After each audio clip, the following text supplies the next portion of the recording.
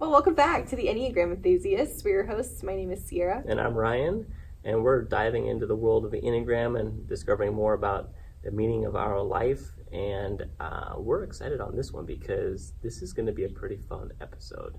Guys, we are talking about the cast of Friends today. It's been something, honestly, that show has been so life-enriching, and I can't talk. It's been so... It's enriched your life. Wonderful to watch and just partake in other people's exaggerated tragedies and joys and all the fun stuff in between. So we're super excited to get into that. This has been a long-awaited episode. I think that was like the first time you brought up a podcast. I was like, and then we did our Friends social media thing. I was like, we have to do a Friends podcast. Yeah, that was we were like, okay, we should do an intro podcast, of course. Yeah. But the real first episode is Friends. Mm-hmm. And breaking it down because we're both kind of, I wouldn't say obsessed with Friends. No, not so much as Enneagram. It's just fun. It's just fun. And then we just know line after line and we kind of like interject them into our daily conversation. Yes. And so we know enough about it that I feel like we can talk about it with the Enneagram. I think honestly, like they had 10 years of their lives. 10 seasons equals 10 years, you know? So like we've had enough time to get to know them. Of course, yeah. Diving deep into their life. And but we also wanted to include in our posts on Instagram, like the lesser known characters or the ones that we reoccurring along the way. Yeah. And we're like, okay, because we've seen typing of Friends on other Instagram posts. Oh yeah, posts like and all that's that not stuff. unusual at all. But nobody like included Janice. I haven't seen Janice ever. Janice. Or Gunther. Oh dear, yes. Estelle. Estelle. Those are the three we included, but I really wanted to get into like the other lesser known ones that were like so amazing. They added so much charm and humor and disturbing things. So I think we'll cover that on the podcast. That's why we were like, we got to do the podcast about Friends because we can break down so much more. Yeah. And there's kind of like a little bit of controversy as well, like in typing these characters. Because, well, and I think you can relate to a couple of those too. Absolutely, we'll get into that. And you know, when we put out the polls on our Instagram stories about the characters and how they would type them, a lot of them were right down the middle. Yeah, a lot of them were right down the middle. And so there's a lot of comments that we received, no, Chandler's this or Monica's this, and so we wanted to give an explanation of like why we decided to type these people the way we decided to type them and the background behind all that. So I think we should just dive right into it. Yeah, so welcome to episode 2 of the Enneagram Enthusiasts. This is the one with the Friends. And here we go. Okay, so let's first just jump into breaking down the characters.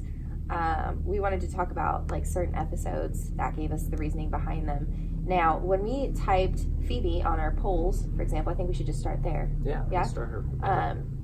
So when we typed with Phoebe, who was played by Lisa Kudrow, she was typed right down the middle by a lot of our voters as a 4 or a 7. And immediately going into this, Phoebe is probably one of my most relatable TV show characters. You've always said that, for sure. I love Phoebe. Like, I feel like half the stuff that comes out of her mouth is like stuff that I think in my head, but have a little more tact than to like let come out of my mouth.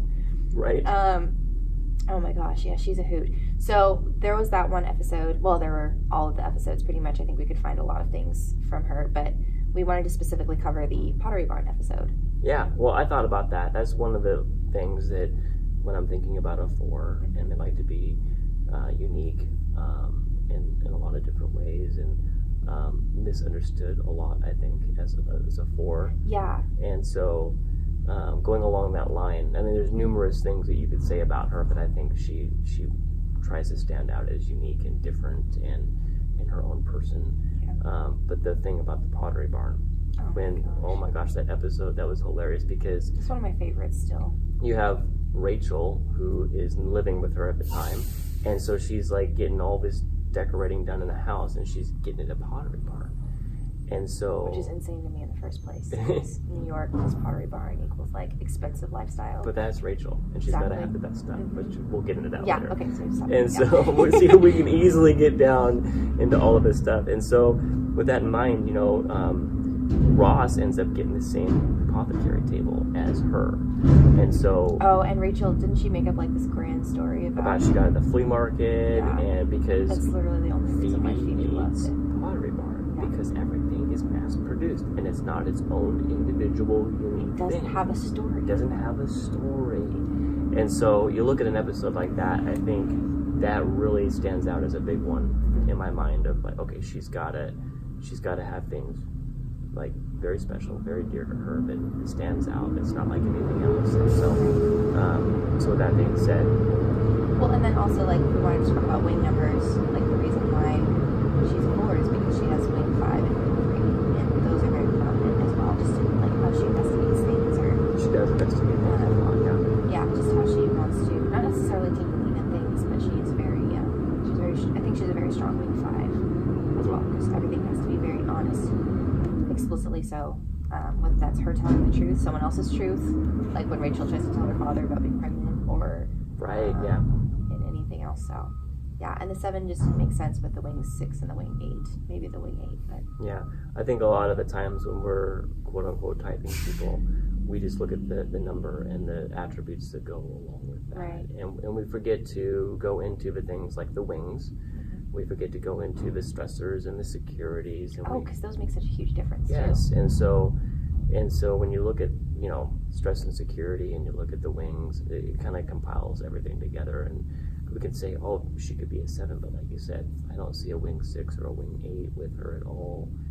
Maybe a little wing 8. Maybe, everybody has that once in a while, though. Just can't take it no more. It's got to come out. So we typed her as a 4. Let's talk about the stresses and insecurities really fast while we're doing that, just in case, the people listening haven't quite understood what those are. Yeah, the stresses and insecurities, those are, for me, even more than the wings. I find that helpful in identifying really my type personally. I'll talk about me and being a 3.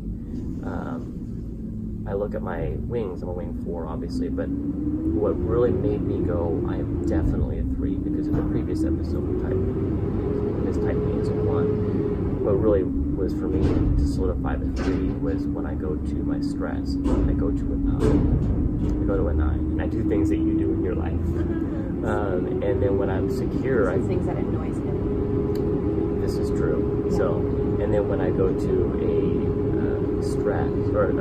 security, I go to a healthy 6, and I look at the attributes of a healthy 6, and I'm like, oh my goodness, that is so true. That is so spot on for you. Yeah, and so, and I looked at the stresses and insecurities for 1, which I thought I was, and so I was like, well, not really. I don't feel like I go into those very much. So, they play a huge part, I think, in trying to identify which number you are. So when you're looking at, I think I might be this. Well, look at your wings, and then look at even more. I think look at your stresses and your securities, and what you go to. Because when you're in security, you'll go to the healthy number. When you're in stress, you'll go to the unhealthy number of that particular one. So if you're looking at that circular diagram, if you even Google it, the security number is the arrow that's pointed towards you, opposite on the wheel, and then the stress number is the one that's pointed away from you. Yeah. So just a little bit of tidbit. All right, who should we talk about next? I want to get into Ross. Oh, Ross. Ross. It was pretty easy to type, I think, for us. Yeah, I think even pretty much everybody else voted him. I'm not sure. It was almost unanimous, actually, on that. Between a 5 or a 6. 5 or a 6. And with him, we chose 5. Yeah, definitely. And for him, like I said, it's easy because he has to know the details of everything. I mean, he's a paleontologist, for crying out loud. Yes, you and have a professor. To be willing to dig into everything. Literally. Yes. But you have to be willing to go through the history and be meticulous and everything. And yeah, Ross is a little bit of a whiner, but at the same time, he's also it's important to him to have everything well put together. And he's also got that 4 wing, whether that's with his crazy leather pants, he has to be original. Right. But he's also got that worst case scenario wing 6. Definitely. When one thing goes wrong, the whole world is falling apart. Yes. So. Yep. He always has to know the meaning behind something. He always has to do extra research on before he makes a decision on different things, and he's got to know all the facts. So he was pretty easy to type, in my opinion, and there's just a lot of episodes that support our meaning behind that, I think. And so it plays off of, what would you think, wing 4 or wing 6? Honestly, I think he balances out pretty well in both of those. I think I tend to lean more towards the wing 4, simply because he does get very, very emotionally involved in everything, and he reacts emotionally to everything too. And when he's lonely or something, he is very, very lonely, and nobody Gets melancholy a lot. him. Yeah, Mm-hmm. yeah. But on the other hand, he could very well be a wing 6 as well, just because of every single episode where, I mean, honestly, I feel like the writers just thoroughly enjoyed making Ross for him, yes. like suffer. Could you imagine if any of them knew about the Enneagram, any of the writers? You know what? It's been around for a long enough time where they probably did, but just because of, human nature, they probably didn't even need to get into it, because without them thinking about it, everybody fits right into their our type of their number. Yeah, so. true.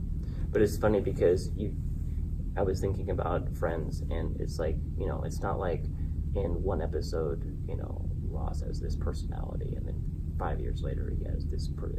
It's super consistent, very consistent and solid all the way throughout. So it is, I think, when you're thinking about the Enneagram, even in that aspect of this doesn't change. Like, he's a 5, and he's a 5, and then he's a 5 in season 1, 5 in season 10. Yeah. And you just see them mature along the way, just like we mature along the way. And he gets healthier at certain points, but honestly, like, I think that just like most of us, we are very average human beings as we start out, and then I think once we realize exactly how we relate, then that's when we can either bring our, for lack of a better term, productivity level up, Right. And I think that Ross did that for sure in certain episodes. He very much matured, and I think that's when he went to his secure number, as opposed to like in stress, his reactions were just off the wall. Yes. We were on a break. Yeah, absolutely. Speaking of the break, I might as well just go into Rachel then. Yeah. Now, she was a fun one because we debated for a long time. I was mad because Ryan originally was like, I think Rachel's a 9, and I was like, Rachel is probably, well, I love Phoebe as much as I do. Rachel is definitely one of the most annoying characters on television to me. So ever. Because you're a 9. Because you didn't want her to be a 9. Exactly. I was like, she is a misrepresentation of the 9s. But for, public opinion, we decided between a 9 or a 3 to throw on the votes, because I mean, I could see her being a 9, honestly, with like the wing 1 and the wing 8 totally there. But what did we decide to go with? I tried to convince you. Collectively we decided no. Because being a 3 myself, I saw a lot of 3 tendencies in her. Similar. And so you were making the case for the 9, I was making the case for a 3. No. You were making the case for a 9. I was making the case for a 3. Originally. Yes. And then you convinced me of a 3. Yes. And then you wanted to go to a 9 at one point. I said, no, it's a 3. So we kind of flip-flopped a little bit. That's true, yeah. But, so when you're making the case for a 3, I jumped on board with that because I began to realize, 3s are obviously very driven, very motivated. Yeah. And I looked more at her inner core motivation. Well, I think that's everything. The key, is always looking at the inner motivation. Yeah, and for her, she had to prove herself. And she found her worth, especially with her father throughout all those episodes. Yeah, that's true. Of wanting to prove her worth and her love. And as a 3, coming from a 3 myself, that is so spot on that, we, to feel worthy and to feel the love, we have to perform and we have to do certain things. So for her, in the very beginning, season 1, she walks in there, she throws away, at the altar her mirrors that she's going to have, and she doesn't have a job, and so she's working at the coffee shop, and which, really quick, was a really non-3 thing to do because she was in stress. Yes. So she went to her 9. Yeah. And so in that, she began to climb higher and higher. She went to work in fashion, and then you can always, the way she dresses, a 3 wants to present herself as an image like no other. Like they've got to have everything put together. And so I began to think of the things that she likes. She's got expensive taste. It's not that only 3s are like that, but we tend to have more expensive taste. Yeah, this is true. And then began to look at the stresses and securities for her. And when we were talking about, well, is she possibly a 9? I made the point, well, she acts like a 9 a lot because when she gets stressed, she goes to a 9. And she's stressed a lot. And she gets stressed a lot. Yeah. And I can relate to that a little bit too. But, when she gets into that stressed mode, she can't make decisions. That's why I thought originally she was a 9, because I'm thinking, whenever she's asked, where do they want to go eat? What do they want to do? She's like, I don't know, you just pick, which is a classic 9 thing to do. Yeah, totally. I can relate with that. But that wasn't really, her core motivation was not to be the peacemaker. No, it wasn't. Right. And that's just where when she got that into fell stress. apart entirely. Yeah. Yeah. Right. That's a good point. Yeah. She's not the peacemaker, really, at all, in all of that. And then, when she gets to become a healthy 6, when she goes into that security place, she's all about making other people's lives better. She detaches from her own personal gain, and she goes into trying to make, and she's very loyal as well, which is a healthy thing for a 6. And so that's mainly why we typed her as a 3. I think we saw a lot of that grow a lot from seasons like 5 through 10, as opposed to seasons 1 through 5. Yes. Which is definitely noted, whether that's in just like a maturity thing or with her growing. I feel like with these characters, you technically grow up with them. But that was definitely something I've seen more in the later seasons. Absolutely, yeah. It's more like the first half of the 10 seasons, it's about her and what she's all about and trying to really find herself. Yeah. And to prove herself. And then she gets to a place where she's becoming more of a healthy 3. She doesn't feel like she needs to prove herself quite so much anymore. Yeah. Even in conversations that she has with her dad and later on in those episodes, So that's the long and short of Rachel right there on why we... What wing would you say she is?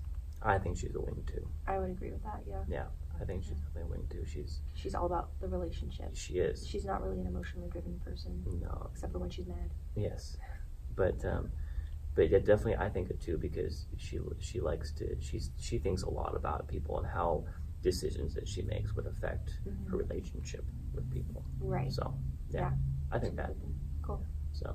Wow, we agreed on that one. Wow. Right off the gate. Whatever. Cool. Hey, let's talk about Joey. Because I know... Joey's fun. Joey, oh my gosh. Joey is ridiculous. I don't even understand how Joey is... Joey. In fact, I have a friend who used to say, like, people always thought that, they were Joey. And I was like, there's no way you could be as fun as Joey is. Ever. But he's kind of like the one that everyone wants to be friends with. Because, and Joey we were stuck on. Because at first we thought he might be a 9. Because he does have that wing 8 for sure.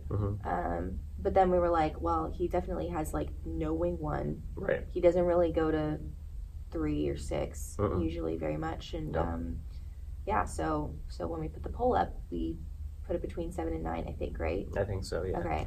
And 7 won. Yeah. And we agree with that. We're definitely, he's a 7. 7 all the way in my book. Yeah. He's always got to be involved in something. He's always got to be, it's very hard for him to sit still. It's very hard for him to sit still, but it's very easy for him to like also not do anything while he's sitting there. He just has to have some kind of entertainment going on. Yeah. I think of the episode where Ross is trying to make him write a script. And oh my gosh, and that was so funny. And then you have Chandler who's over there like putting a ping pong ball on the spoon and flipping it into a bowl, and Joey's like, at least move it back. Now you suck at a man's game at least, and so then that whole thing develops into Fireball. And oh my goodness. So, yes, I forgot about Fireball. Yes. But the whole thing is, he's supposed to be writing a script, but he gets pulled away doing the fun thing. Well, that's one of the episodes that made me think he was probably going to be a 9. Because he's distracted. Because he, as a 9, like, it's so funny to me. I was supposed to do something the other day, and I hate cleaning the bathrooms. And lo and behold, I found myself cleaning the bathroom because I was like, well, this has to be done. And it definitely had to be done more than my other thing that I didn't want to do. And it's kind of like a subconscious avoiding thing. And I think that's one thing that, like, made me think Joey was going to be a 9.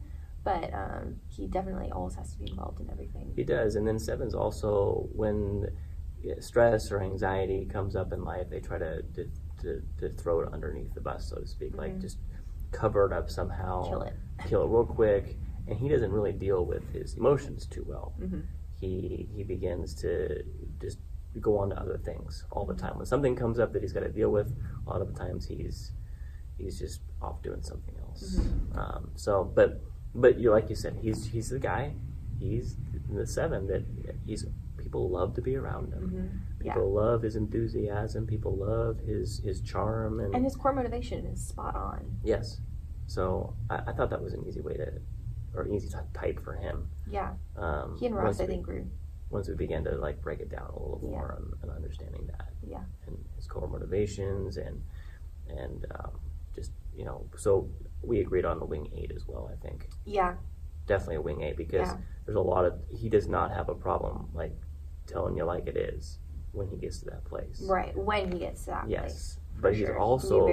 he's also very loyal, which is also a 6 thing as well. But with an 8, it's more passionate when you're trying to protect people. He's a very big protector of people. He is. So that 8 comes out a lot. That wing 8 comes out a lot when his friends. He's trying to protect them in situations and stuff like that. So I feel like we always know everyone's backstory, or we don't know anyone's backstory except for like I think Rachel's and then a little bit of Monica's, and you know, we know Ross was like always in love with Rachel, but like I really would be curious to know. Oh, and Chandler's obviously, like that would go into a childhood wound, but I really am curious to know what Joey's backstory is, right? Because he's just there, but with the wing 8, like, and he's very, very strong when it comes to protecting other people. Like, well, think about he's got like 6 or 7 sisters. That's true. And so he's very protective of all his sisters. That would make sense, but like I know people who have like 3 or 4 sisters, and they are very, very, very much like. Well, think about when Chandler slept with one of his, or made out with one of his sisters. Good point. And how he reacted to that. Good point. Think about how he put Chandler in the box in one of those episodes. Oh, in the box. Yeah, that's true. There's definitely a wing 8 coming out. Oh, I know that there's a wing 8 for sure, but I'm saying I wonder what contributed to that wing 8 specifically. That's interesting. We don't know too much about his history. Yeah, that's true. And why he wanted to be an actor. It'd be very interesting. Yeah. Figure that out. So, interesting. Cool. Joey was easy once we found it out. We landed on that. We're like, definitely a 7 on that. Yeah. So.